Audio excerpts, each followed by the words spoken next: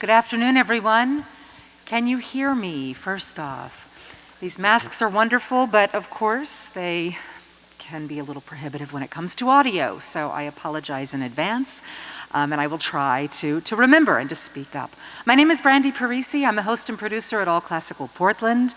I'm the midday host, but I also host the Oregon Symphony broadcasts. And before I forget, I want to mention that today's performance is being recorded, and we will be broadcasting it on Thursday, June 8th, I believe, June 8th or June 9th, and at 7 p.m. All the Oregon Symphony broadcasts are at 7 p.m. We have 2 more broadcasts. We don't broadcast all of them. You can check those listings on our website at allclassical.org. So I am joined by our new principal percussionist, Michael Roberts. Hello. Thank you. Yeah, my name is Michael Roberts. I am the new principal percussionist, but I've actually been with the Oregon Symphony for a little over 9 years. Joining the section in 2013. So new in the position, but definitely not new to our Oregon Symphony. No. So yesterday we were talking about your more immediate past, and by immediate I mean 10, 15, 20 years ago, but I was interested in hearing about how you started playing percussion, how you started playing drums, and a little bit more about your early musical development and what made, or when you decided that you wanted to be a professional musician. Yeah, of course. I started on piano. My grandfather, Arnold Mesior, was a very talented pianist and composer, and he had my parents start me on piano lessons when I was very young, which was a great start to the musical world. And I didn't actually start playing drums until I was in elementary school. In about 5th grade, I actually remember it very vividly, going into this room where the band director just laid every instrument out, trombone, flute, the snare drum, and I just remember like, oh, I can't make a sound on most of these things. And just what I loved about percussion was just the variety of it, was how many different techniques and how many different things you could hit, and actually having a piano background helped speed me up a bit with that process, because a lot of our mallet instruments, like the marimba, which I'm going to play, xylophone, bells, vibraphone, things like that, they're laid out the same way that piano is, with the white keys and the black keys, or the naturals and the accidentals. So that was a big boost for me. Yeah. And so when you went home, you said about 5th grade, after playing piano for a few years, and you told your parents, guess what? I've decided to learn to play the drums. They must have been thrilled. They were at first. They didn't realize until as the years progress, and your stack of tambourines goes from 1 to 14, and the snare drums, and a lot of space, a lot of noise. But, and just mentioning again, 5th grade, I now realize, that's where my career started. And I didn't realize until much later in my life as an adult how fortunate I was. Like, those 2 years I needed so much. And I didn't realize until I moved to Boston and moved here that, like, there's not a lot of music programs in many elementary schools. So that was a really big help for me. Now, did you play in youth symphonies, or did you play in marching band? What did you do as a teenager? So when I got into high school, I wasn't that athletic. I loved sports, though, with my friends, and I was in the band program at my high school and just doing soccer on weekends, things like that. I thought at one point I wanted to be a skateboarder, but with skateboarding, there's a lot more pain involved than playing the drums, so I stuck with that. But I would say the main turning point, there were a lot. We had a great program, great marching band, great band and orchestra. But around my sophomore or junior year of high school, I auditioned for this program. I'm from Fairfax County, which is about 30 minutes from Washington, D.C., so my orchestra growing up was the National Symphony, and I auditioned for this program called the Young Artists Association, I think, where, like, if I won the audition with a couple other students, I would be allowed to leave school early on Friday and go attend their dress rehearsals. So Ding, ding, ding. ding, ding, ding. So get out of school early. My amazing parents drive me to DC, and I just go watch the orchestra rehearse for 2.5 hours. And I thought, oh, this is how I want my workday to look. Nice. And so And from I that started point on, working towards that. this yeah. is what I want my career to be, my life to be, Right. and just work toward that. That's amazing. Now, prior to Oregon, I believe you were in Boston, right? Can you tell us a little bit about that, leading up to coming to Right. your position here? I took several school auditions. In my senior year of high school, ended up getting my undergrad in Boston at the New England Conservatory, and later on my master's at the Boston University, and studying with all the percussionists in the Boston Symphony, which is just a tremendous experience to learn from, and continue going to school after that for a year and freelancing in the area a little bit. I don't think many of us realize that when we talk about this role of principal percussionist, there's a lot involved. It's not the same as being, the principal of another instrumental section. It's not just, you are the first chair. There's a lot that goes into this role as far as planning and mapping out. And can you talk a little bit about that? Yeah, it's not just about playing what might be the principal or hardest parts in the section, but there's a lot more administrative duty to the percussion section in terms of working with the personnel to find out how many players we need on a show, because the music will just have all the music on the page, and you need to figure out, well, artistically, what's the best way to use the right number of people for this, and also working with librarians for page turns and markings and the scores, and working with the stage crew on stage plots, figuring out where the instruments go and which instruments we need. For example, I have to look through all the music for any instruments we don't have that we might need to rent. Back in October, we did Gruber's Frankenstein, and we needed 2 Thai temple gongs that we needed to rent from this company in California. For Jennifer Higdon's Blue Cathedral a couple months ago, we actually needed a second set of chimes, and we only own one. So looking for things like that.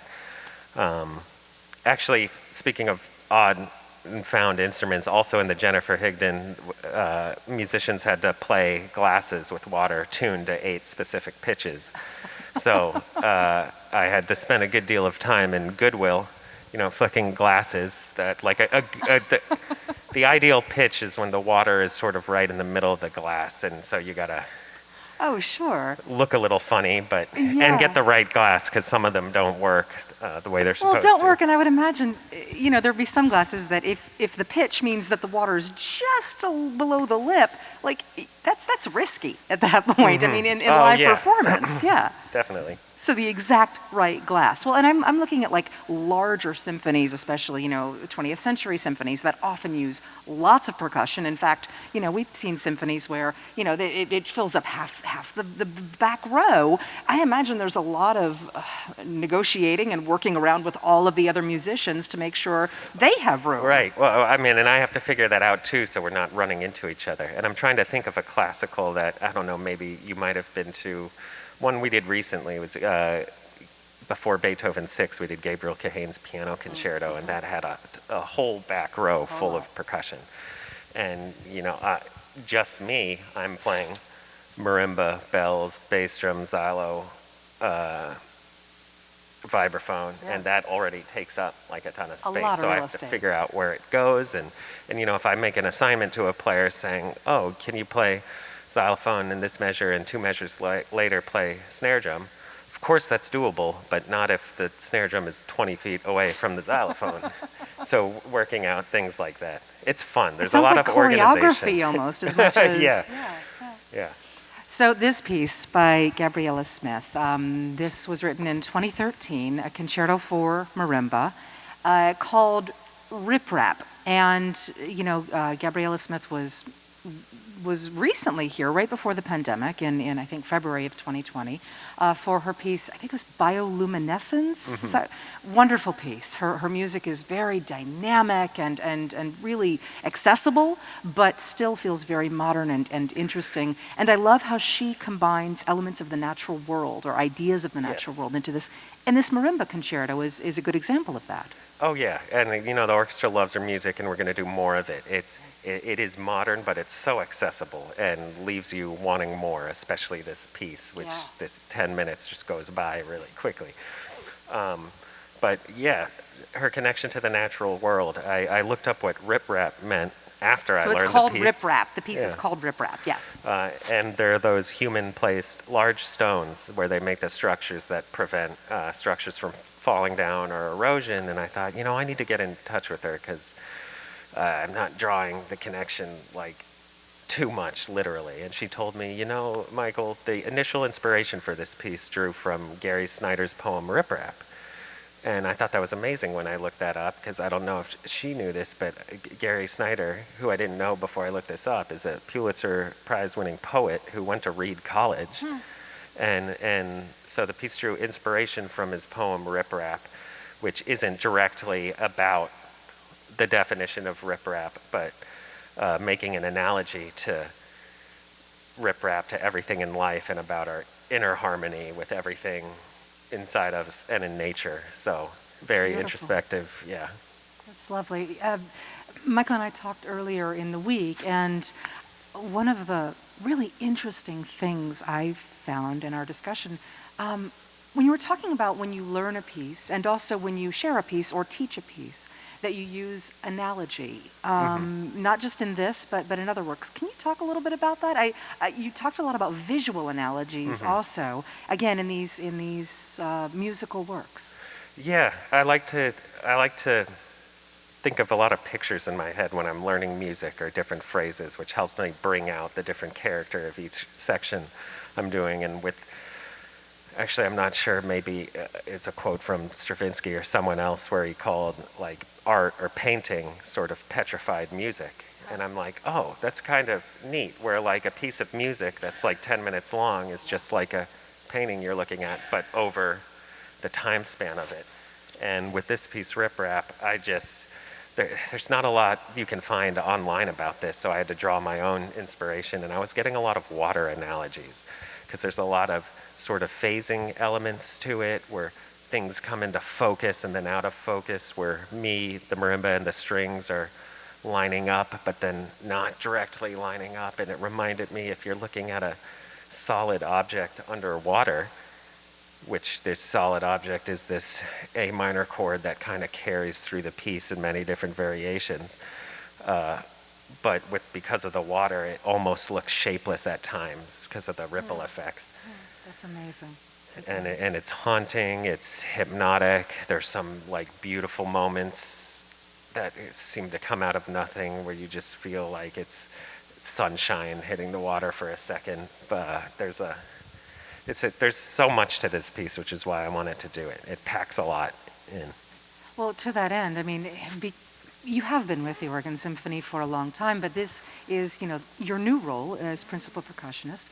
And in a way, this piece, this performance, is kind of an introduction of you to the audience in this new role. I'm curious how this was the piece that you decided was the right one.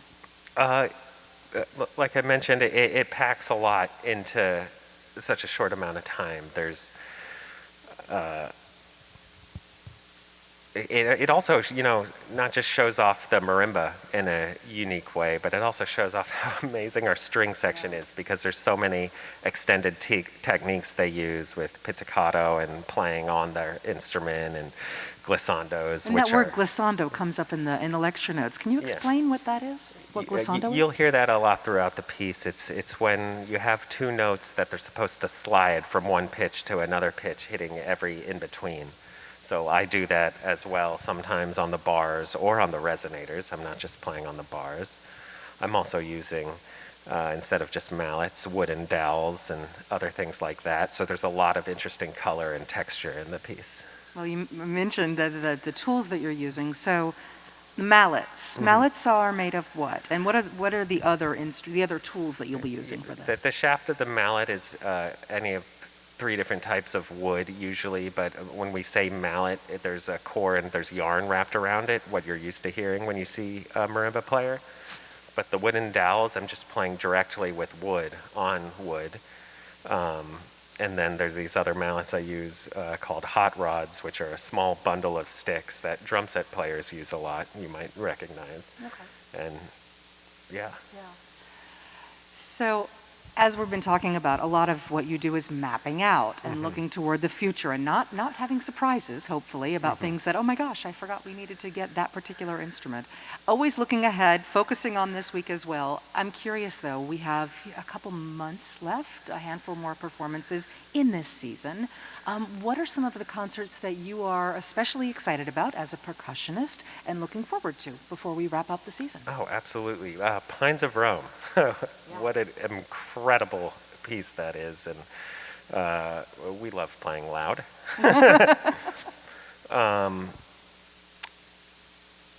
Of course, I'm looking forward to Beethoven 9 and Gabriella Frank on the first half of that program, who's another composer we love working with. Ben Folds, we had him here a few years ago. Back. Yeah. Yeah, so that'll be great. Yeah. Harry Potter, of course. Yeah, sure. And especially in those movie score concerts, you are especially busy, again, in the percussion section, even more than classical concerts. Yeah, with the administrative stuff at home, a movie can generally take me anywhere from like 8 to 13 hours to map out over time, and because your Coco took me the longest this year because you're figuring out which instrument where do I need the extended range vibraphone, can he play these 3 things at the same time? No, so I'll give this to him, and then I get to page 150 and I look at my map and I'm like, oh, we don't have 5 bass drums. Oh, so I got to backtrack and figure out, well, okay, then how do I redistribute this? And yeah, a lot of organization, but I love it. No kidding. So when we were talking last week, and we just had a Zoom call, and you were talking from home, and you had your instruments in the background, and we were talking about how you had to bring your marimba to the hall as soon as possible, obviously. But that also meant that you had a couple of days where you weren't able to practice at home. Were you coming into the hall and practicing here, or? I was fortunate. We have this incredible crew backstage. They've given me some time before each concert on the stage alone, which is amazing, by the way, to play in here, to warm up on it. And I actually have a practice marimba in the basement that I'll also be warming up on. But in the basement here? Yeah. Oh, okay. But not the same size. When you see my marimba, it's 5 octaves. It's larger than you might be used to seeing because it's not that common. I would say this.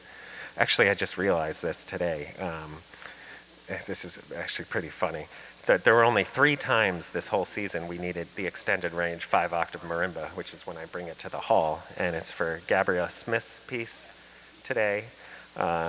In Classical 18 in June for Gabriella Frank. Her piece needs a 5-octave marimba. And when we did Gabriel Cahane's piano concerto, we needed, so Gabriella, Gabriel, something about them and the low range of the marimba. And all modern pieces also, Yeah. all contemporary pieces. Well, speaking of warming up, I know that you have some warming up to do before the concert. Yes. So we're actually going to have this in half and half. I'll tell you guys a bit more about the program in just a moment. But thank you so much. Yeah, thank Michael. you so much. Thank you for coming. Nice to talk Michael to you. Roberts, Thank you. our new principal percussionist. Thank you. So today's concert, this weekend's concert, as you probably are aware, it's called Marvelous Mozart. And the second part of the concert, Mozart's 40th Symphony and the overture from Marriage of Figaro. The first part of the concert, the Marimba Concerto and the Violin Concerto by Robert Schumann with Stefan Jackiw. Hello, welcome. Hello, everybody. Hello. Thank you. Thank you so much for taking some time. Again, I feel bad bringing the stars out, the soloists out right before a concert because I know you're warming up backstage, and so we really appreciate your time. Well, it's always nice to chat about the music you're about to play. Well, and this is a wonderful piece, and it's a piece that's not performed nearly as often as the concertos by Tchaikovsky and Brahms and the like. This is a bit of an unusual piece for a live concert in that way. Yeah, I'll actually be speaking a little bit in the concert before we play about sort of the background of this piece. But basically, Robert Schumann, of course, one of the most beloved composers, probably one of the most frequently programmed composers, but we never hear his violin concerto, or very rarely hear his violin concerto. Actually, I think the set of concerts is the first time this piece has ever been played in Oregon. Really? Yeah. Wow. So that kind of just tells you what a rare occasion it is to hear this piece, and I'm really glad to bring it here. I think it sort of falls under the shadow a bit of the Johannes Brahms violin concerto. Obviously, same time period, very similar musical language, but perhaps the Brahms is more overtly virtuosic, and maybe that's why it sort of has kind of eclipsed the Schumann. Also, unfortunately, the person for whom the Schumann concerto was written, Joseph Joachim, a Hungarian violinist, who was also the dedicatee of the Brahms violin concerto, he was not a fan of this piece. So therefore, he didn't play it, even though it was written for him. And, whenever a piece kind of doesn't have a champion right away, it can sometimes get lost. So that was the case with this piece. I've been thinking about that relationship of Joachim with Schumann and the very close relationship Joachim had with Brahms as well. Brahms's violin concerto was written for Joachim. And I listened to an interview with you and musician and composer Konrad Tau, who has written a violin concerto for you. And while that is not on the program, I've been thinking a lot about works written for specific musicians, specific instrumentalists, and that kind of collaborative work. Thinking also about Joachim and Schumann, even though Joachim rejected this piece ultimately. Can you speak a little bit about that process, though, about working with a composer with your specific technique, your style, the way you approach music, and what that looks like? Yeah, I mean, so as you mentioned, Konrad Tau, who is a close friend of mine, pianist, I think he's played here many times, and also a composer. He recently wrote a piece for me, which we premiered, a concerto, which we premiered earlier this season in Baltimore and Atlanta. And it's a fascinating thing to be the person for whom a piece is written. And especially when you have a close relationship with the composer, they know who you are, they hopefully have aspects of your playing that they love and admire and that they want to kind of allow to shine in the concerto. And I know Konrad very much had my playing. We're also in a piano trio, Konrad and I, so he really knows my playing. We've been playing together for almost a decade. So he really knows my playing, and I think wrote in a way that, of course is true to him since he's the composer, but I think in a way that was sort of informed by my sound in his ear. Yeah. And, Joachim, the leading violinist of the 1800s in Europe, he was Hungarian, and certainly in the Brahms violin concerto, that Hungarian spirit is everywhere. I would say in the Brahms, sort of the driving dramatic tension in that piece is sort of the juxtaposition between this sort of Germanic orchestral structure and then sort of this more folk-inspired, freewheeling, rhapsodic nature that was really kind of an influence of Joachim. And Joachim was also a great virtuoso, and you hear in this Schumann that I'm playing tonight so many virtuoso elements inspired by Joachim. Actually, also, Schumann was inspired by the 24 Paganini caprices when writing this. And so there's a lot of, even though I wouldn't say, as I said, it's not that overtly virtuosic, there's a lot of sort of pyrotechnics kind of tucked in, which can be frustrating for violinists because you sort of feel like, well, I spent all that time practicing. Why isn't the spotlight shown on me while I'm doing all this difficult stuff? And maybe one of the reasons why Joachim didn't feel it was as effective a vehicle for his performance as the Brahms was. Schumann, his primary instrument also was piano. Right. And although, Brahms as well. But I mean, I hear the Schumann as being more lyrical and beautiful. The second movement in particular is just stunning. It's sadly gorgeous, a gorgeous Yeah. work. Agreed. You know, it's interesting because we don't know that much about the compositional process of the Schumann Violin Concerto, but for the Brahms, there's actually a manuscript where we can see that Brahms would sketch out portions of the concerto, send it to Joachim for suggestions and feedback. Joachim would sort of annotate corrections and suggestions in colored pencil, send it back to Brahms, and you'd see sort of what corrections and suggestions Brahms ended up incorporating. And as you mentioned, Brahms was not a violinist, so he would ask Joachim, does this lie well in the hand for a violinist? And oftentimes Joachim would sketch out alternatives that were more violinistically kind of idiomatic and convenient, and Brahms most of the time did not accept those suggestions. Wow. So he kind of asked for an opinion and then it kind of didn't take it. But I think actually, in the Brahms at least, the physical struggle of playing it sort of informs the dramatic arc of the piece. Yeah.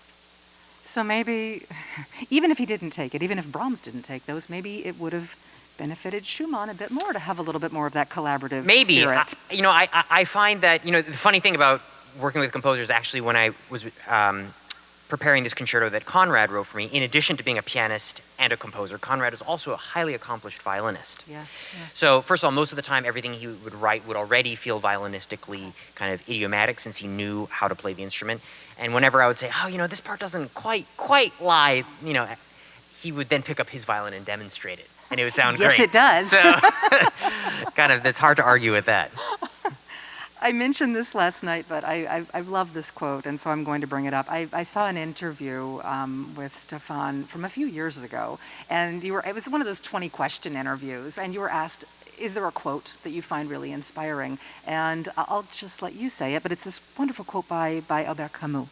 Yeah, I'm paraphrasing. I don't remember the quote exactly, but basically he's saying that in life there's seldom any worthwhile passion without struggle. Yes. And I take deep comfort in that, actually, because whenever we care about something deeply and are trying our hardest to do it as best as we can, there are certainly moments of kind of discouragement and struggle and frustration, but just sort of reminding oneself that other people felt similarly, so sort of normalizing that frustration, and also realizing that frustration ultimately, I think, feeds into, we were talking about in the Brahms, the struggle of physically playing it. I think that struggle kind of lends it more depth and more personal involvement, and ultimately makes it a more rewarding experience. Well, not musical struggle, although maybe partially musical struggle, coming out of a long period of not performing in public, 18 months to 2 years. How has the process of reemerging back in the public space been? Being forced to not do it for so long made me kind of appreciate anew how much I love performing, how lucky I feel to, be able to do this as my work, to, play great music like the Schumann Violin Concerto and bring it to audiences. That's truly a luxury. In some ways, the enforced time off was a relief, just because, you get wrapped up in your life, and then sort of being forced to take time off and reassess. Obviously, I wish that time off came at a less tragic cost, but it did kind of push me towards some self-reflection and life changes also. I got married during the pandemic. Congratulations. Thank you. So coming back to it just sort of feels very intentional. And I feel, filled with gratitude to be able to do this again. Yeah. Well, and we are so grateful to have you here to play this beautiful and underrepresented, underperformed violin concerto by Robert Schumann. Thank you, Stefan Jackiw. Thanks, everybody. Thank you so much for being here. Thank you. Again, the broadcast June 8th. Check allclassical.org for future listings as well. I'm Brandi Parisi. Thank you so much for coming a little early today. Enjoy the concert. It's a wonderful one. Thank you.